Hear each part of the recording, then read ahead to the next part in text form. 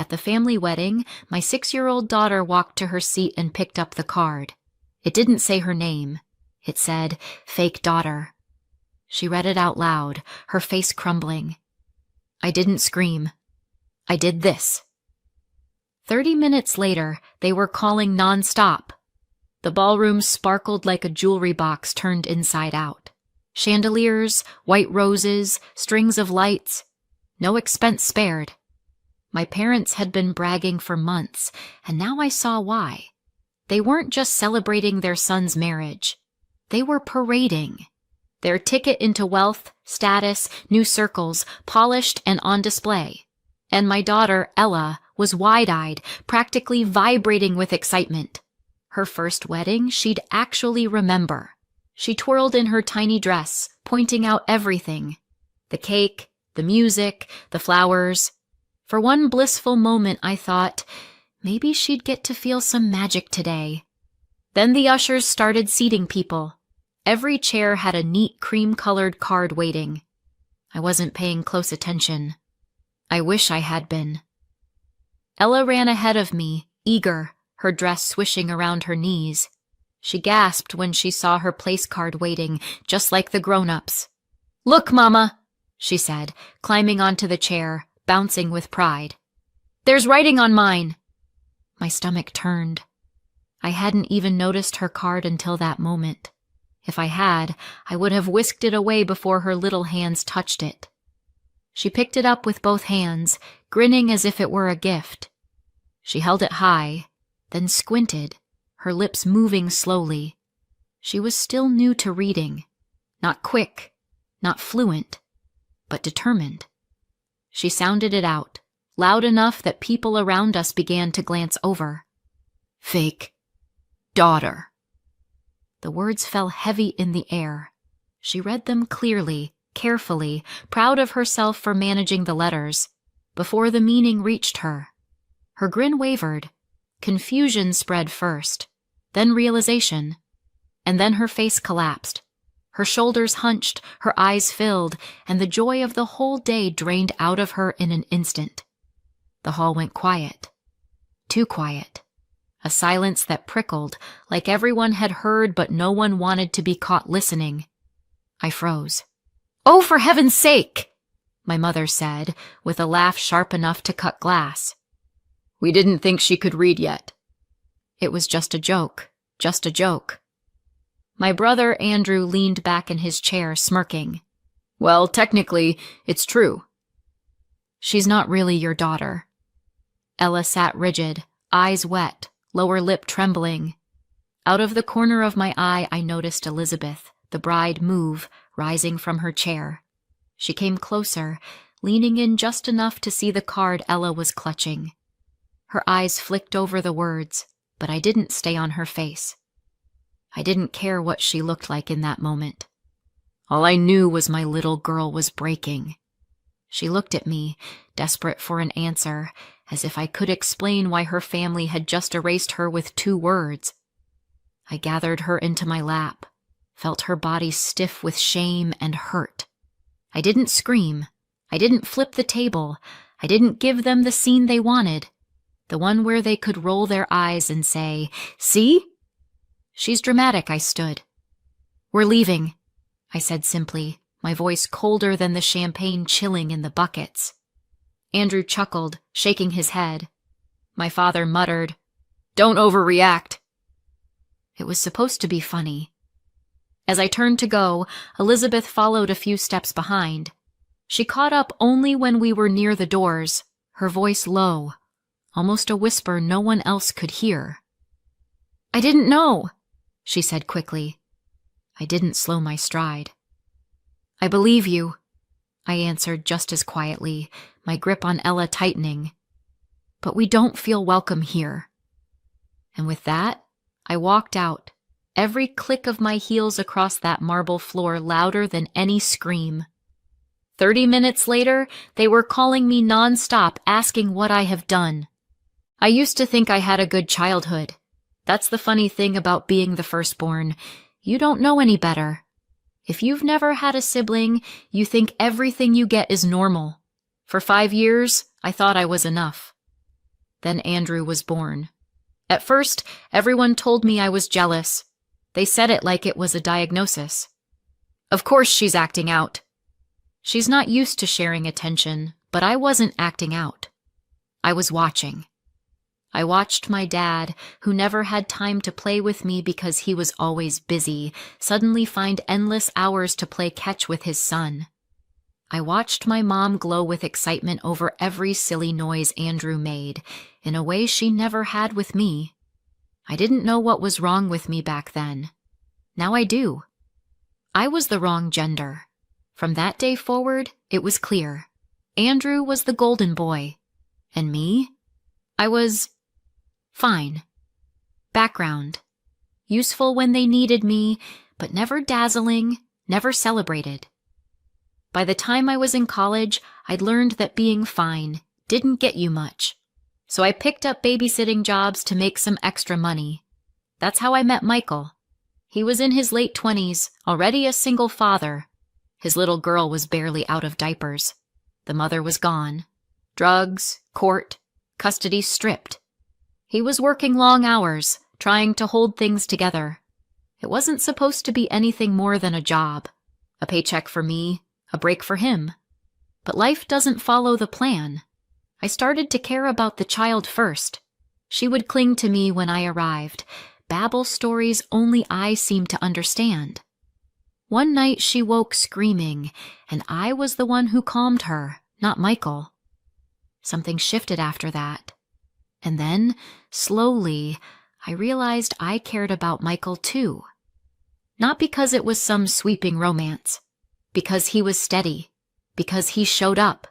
Because he treated me like I was someone, not just background. When it turned into love, it shocked me as much as anyone.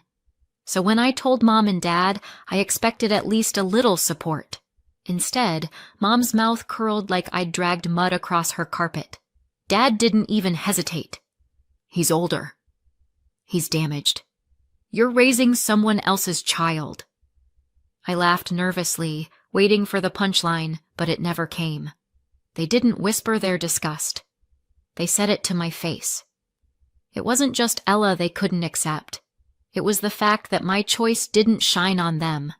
No status boost, no new story to brag about. To them, love wasn't enough. Appearances always came first. For a while, I didn't care. I was happy. I had Ella, I had Michael, and I thought I'd finally built my own family. When we got married, I thought maybe they'd show up. They didn't. Not only did they skip the wedding, they didn't give a cent. I told myself, fine, they'll come around later, but later never came. And then one rainy night, the phone rang and everything ended. Car accident. Instant. Gone. I barely remember the days that followed. What I do remember is Ella. She crawled into my lap that night and wrapped her arms around my neck like she was afraid I'd vanish too. "When's Daddy coming home?" she whispered. I couldn't answer. I just held her tighter. For weeks, she woke up crying in the dark. I climbed into bed beside her, rubbed her back until she drifted off. Some nights I didn't sleep at all. That's what grief looks like in a child. Not black clothes and funerals, just the same question, over and over. When's he coming back? And the only answer I had was silence. Naively, I thought maybe this was the moment Mom and Dad would finally soften. I asked them if they could spend more time with Ella. She needed family, I said. She needed stability. Dad didn't even lower his newspaper. "She's not really your daughter, Judy." "When are you giving her back?" I blinked, sure I'd misheard. "Give her back?" "To who?" "Her mother," Mom said coolly. "She's still out there somewhere, isn't she?" I stared at them, stunned. They knew the whole story. The drugs, the court case, the custody loss. They'd known for years. "She's 6, I whispered. "She's just lost her father." "How can you even say that?"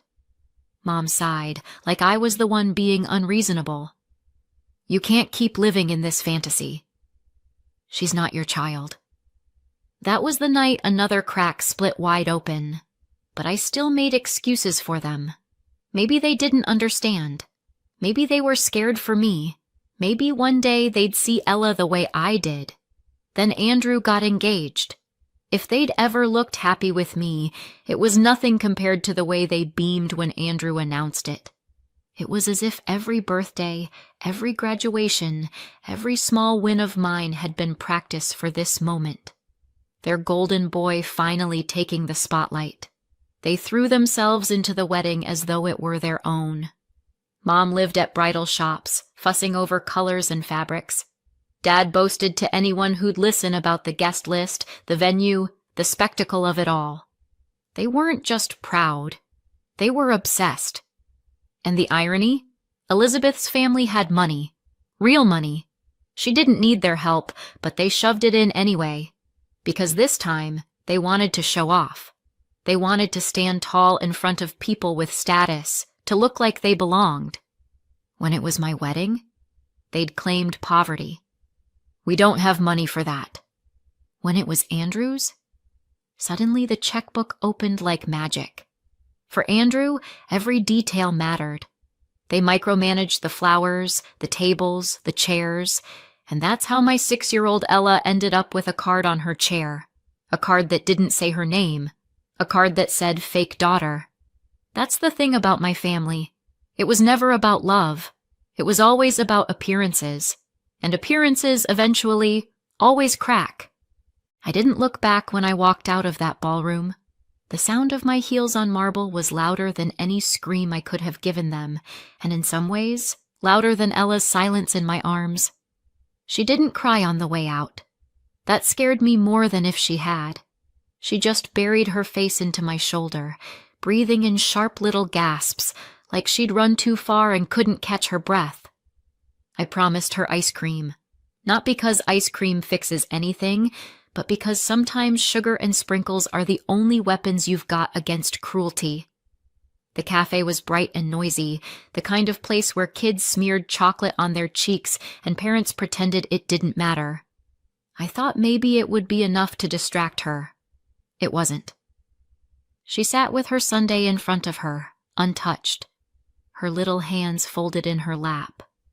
6 years old and sitting like she was at a funeral. Then she looked up at me with eyes too big for her face. "You're not really my mama, are you?"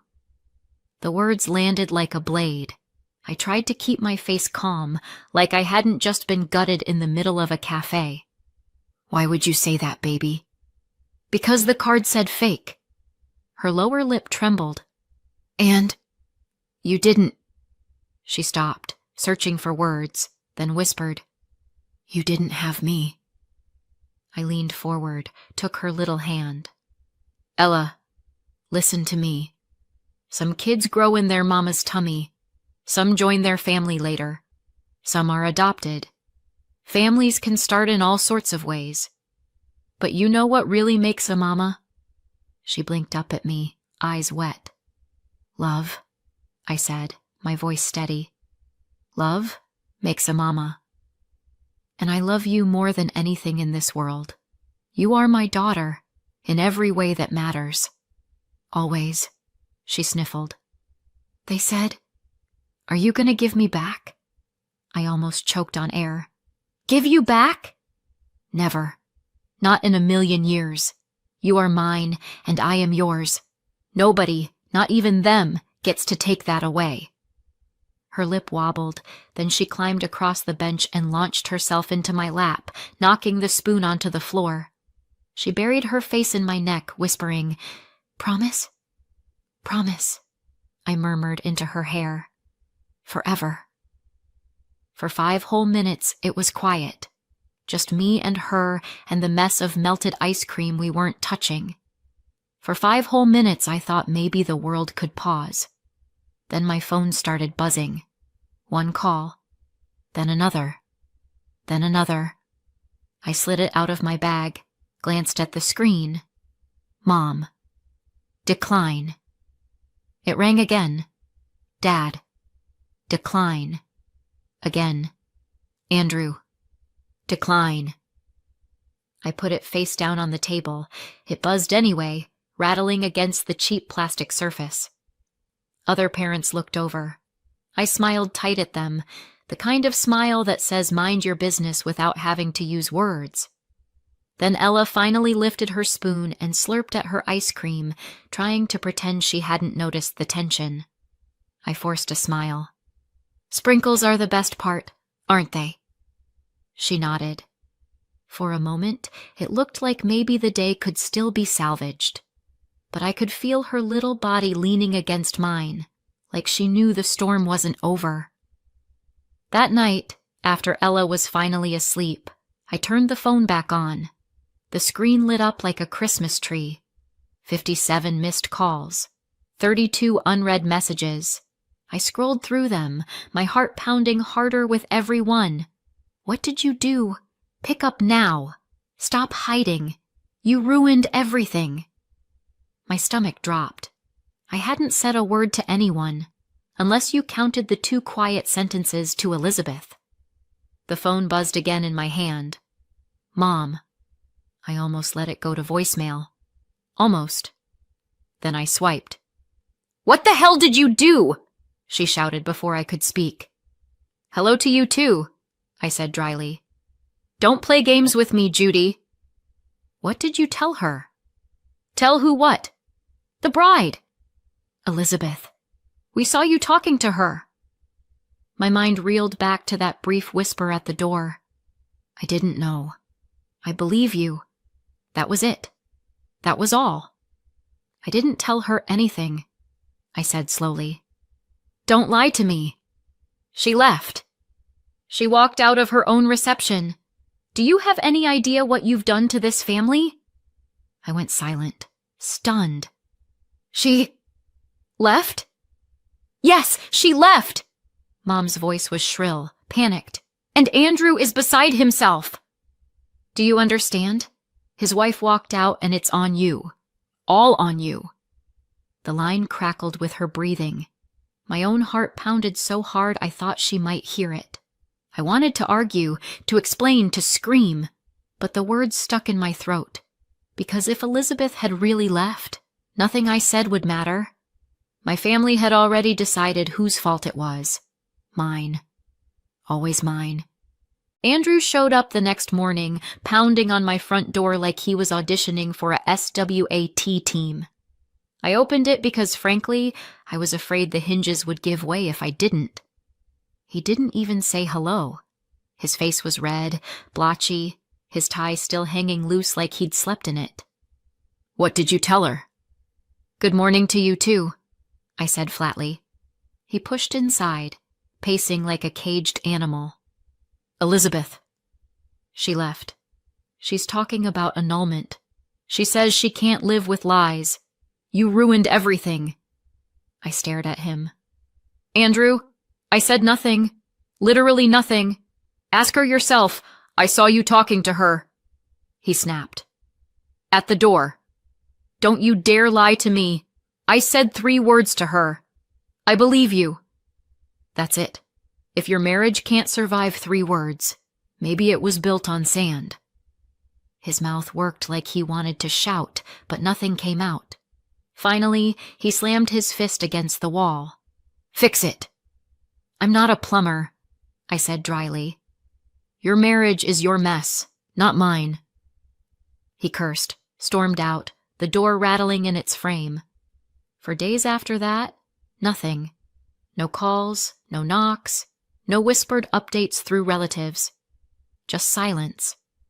The kind that feels less like peace and more like someone holding their breath.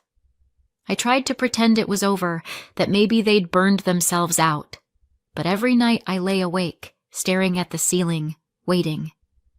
On the 3rd morning, my phone finally buzzed. A single message. From Mom. You won't get away with this. You'll regret it. We'll make sure of it. I read it once, then again, and again. What did that even mean? What was I supposed to have done? My throat felt dry. I showed no one, not even Ella. I just kept staring at the words, as if reading them enough times might make them make sense. It didn't. And then, nothing.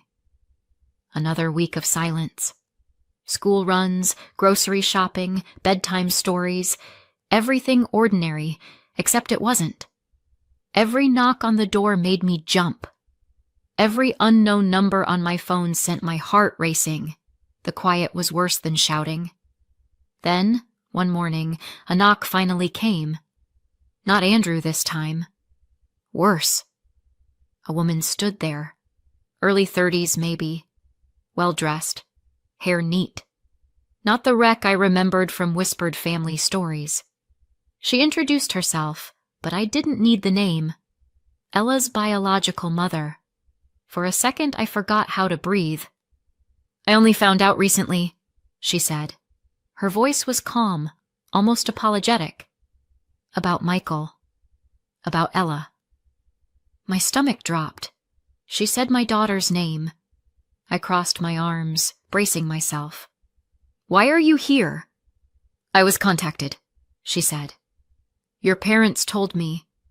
They said I should know what's going on, that she shouldn't be raised by a stranger. She shifted her bag on her shoulder, eyes steady on mine. Your parents reached out. They said I should know what's happening. My mouth went dry. She's not a stranger, I managed, my voice tighter than I wanted. She's my daughter. You haven't adopted her, she said, calm, almost careful. Not legally. And if you don't let me see her, I'll take it to court. The bottom fell out of my stomach. She wasn't wrong. The papers were still unfinished, buried under grief and red tape I hadn't managed to push through. For a second, all I wanted to do was slam the door, but my hand wouldn't move. What is it you want? I asked, barely above a whisper. She didn't blink. I want to see her. I didn't sleep that night. I watched Ella's chest rise and fall as she dreamed, her little fingers curled around her stuffed rabbit. The thought of losing her made my lungs seize. But the next day, I agreed. A supervised visit. Because if I didn't, court was the alternative. And court was risk. The visitation was awkward from the first second. Ella eyed the woman like she was a stranger on a bus, which to her, she was.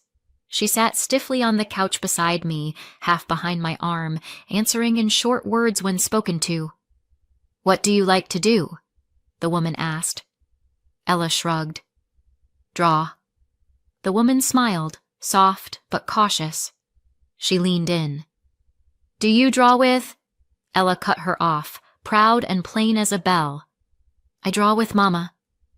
Her small hand found mine, gripping tight. Her other hand fidgeted with the hem of her dress. She didn't move until it was over. She only relaxed when she was back in my lap, like a magnet snapping. The woman watched, her face unreadable. She said, Thank you for letting me see her. And then she left without another word, her heels clicking quickly down the path. A week passed after that quiet visit. I heard nothing. No calls, no emails. I kept waiting for the hammer to fall. Then, one afternoon, my phone lit up with a message from her number. I talked to my husband. We've talked it through. I don't want to disrupt her life. If you want to adopt her formally, I won't stand in the way. I'll sign the papers to support it. But if she ever wants to know me, I'll be here when she's older.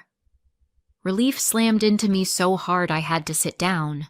But even as the panic eased, a small, ugly part of my brain braced for the next move.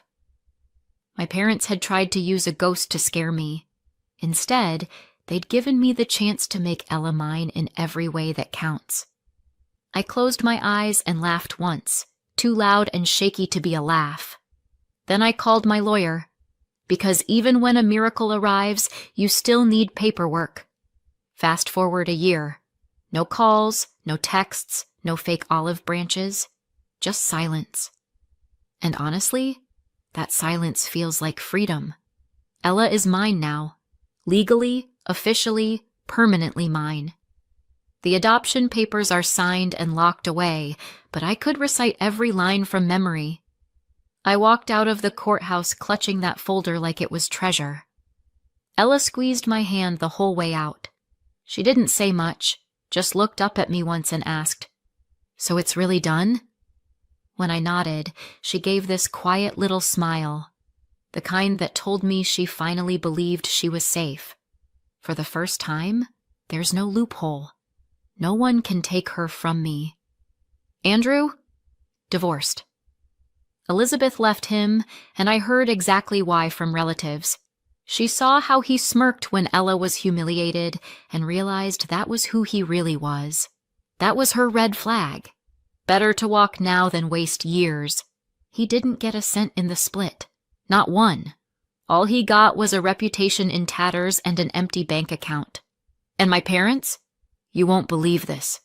After Elizabeth left, they actually asked her family to pay them back for what they'd spent on the wedding. Who even does that? We paid for the flowers and the chairs and the reception. You can afford to reimburse us. As if that's how weddings work. As if volunteering money makes you creditors. Elizabeth's answer? A flat no. You wanted to show off. That's on you. And just like that, all that cash was gone, along with the country club invitations and the new friends they'd been bragging about. Their grand investment bought them nothing but humiliation. They tried to destroy me. Instead, they destroyed themselves. And the only thing they gave me was the push to make Ella mine forever. So tell me, would you have cut them off for good, like I did? Or left the door cracked, hoping they'd change? Let me know in the comments and subscribe for more.